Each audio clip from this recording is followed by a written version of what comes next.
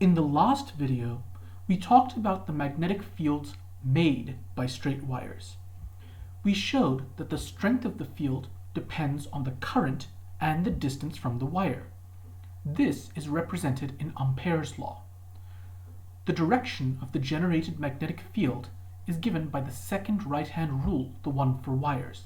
In this right-hand rule, we point our right thumb in the direction of the current and arc our fingers to visualize the direction of the generated magnetic field.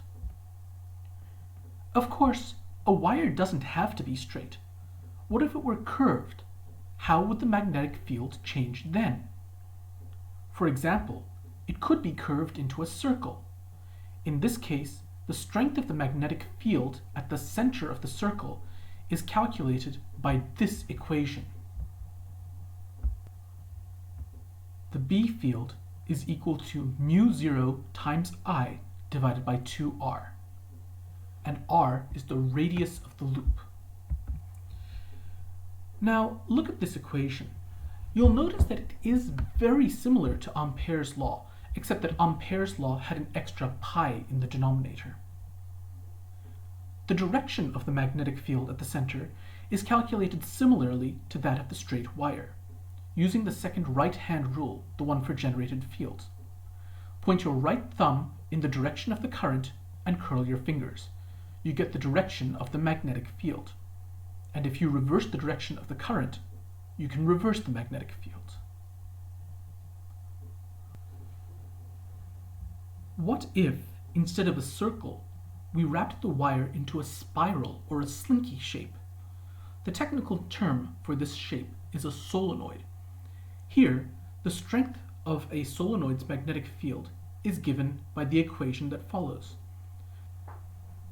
Again, the terms are very similar to Ampere's law, but there's one new wrinkle, that lowercase n. The n represents the number of loops there are in the solenoid for every meter of its linear length. To find the direction of the magnetic field, place your hand at the end of the solenoid with your thumb pointing in the direction of the current. Arc your fingers as before. This tells you the direction.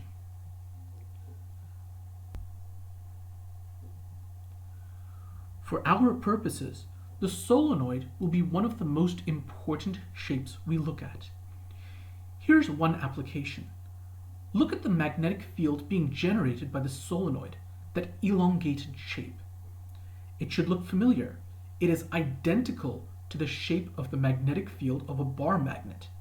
The only difference is, in the solenoid, the current can be switched on and off, so the magnetic field can also be switched on and off.